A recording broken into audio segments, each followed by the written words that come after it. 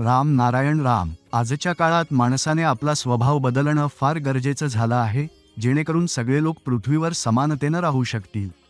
कोणी कुणाशी भेदभाव करू नये, हेवा बाळगू नये किंवा एकमेकांवर हुकूमत गाजवू नये. सगळ्यांनी एकत्र प्रेमानं आणि सौहार्दाने राहावं. माणूस एकदाही विचार करत नाही की खरं तर त्याचं स्वतःचं काय आहे, तो या जगात काय घेऊन आला आहे. त्याला जे काही मिळालं आहे ते सगळं अंतरिक्ष, आकाश आणि निसर्गाकडूनच मिळालं आहे. मग त्याचं स्वतःचं असं काय आहे जे तो परत मागतो किंवा इतरांवर उपकार गाजवतो?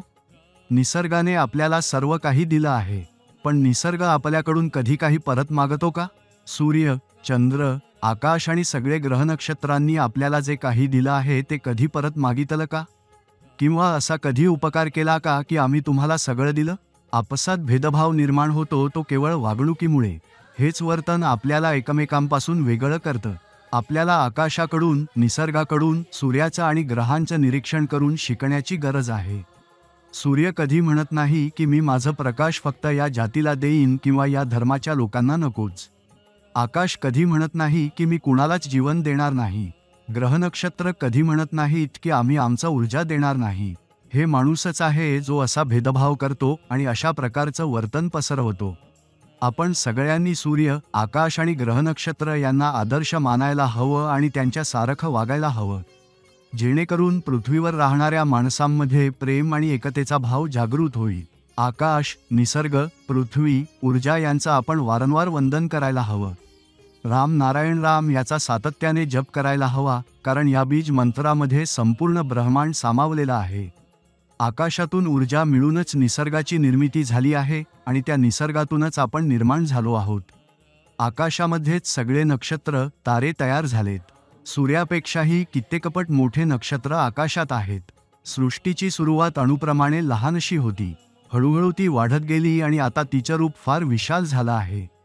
या पृथ्वीवर जवळपास 800 कोटी लोक आहेत आणि त्यांचं सगळ्यांचं शरीर राम नारायण राम पासूनच बनलेलं आहे, ज्यात पंचमहाभूत एकत्रित आहेत. या पंचमहाभूतांकडूनच आपल्याला ऊर्जा मिळते, विवेक मिळतो आणि हाच विवेक आपल्याला जीवनाचं खरे अर्थ समजावून सांगतो की जीवन कसं आणि कशासाठी जगायचं.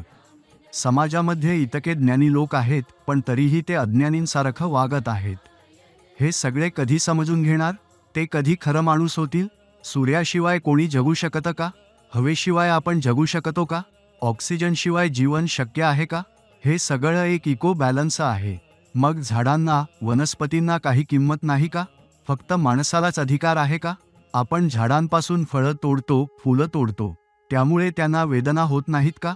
एकदा विचार करा, जर एखादं झाड येऊन तुमचं डोक्याचं केस तोडायला लागलं आणि म्हणालं, हे आम्हाला हवं आहे तर? किंवा म्हणालं, आम्हाला तुझे सगळे केस पाहिजेत, मग आपली काय अवस्था होईल? जर तुम्हाला फळं, फुलं हवी असतील तर नम्रपणे मागून बघा. कोणी मागून घेतं का कधी झाडाकडून? जर असाच वागणूक माणसांशी केली गेली तर माणसाचं काय होईल?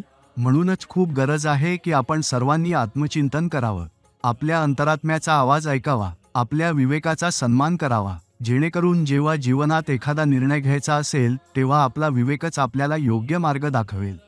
आणि त्या प्रवासात राम नारायण रामचा जप सुरूच ठेवावा, कारण हे असं नाव आहे जे तुमचं जीवन तारून नेतं, तुमच्या स्वप्नांना, इच्छांना पूर्ण करतं आणि तुमचं आत्म्याशी खऱ्या अर्थाने साक्षात्कार घडवतं.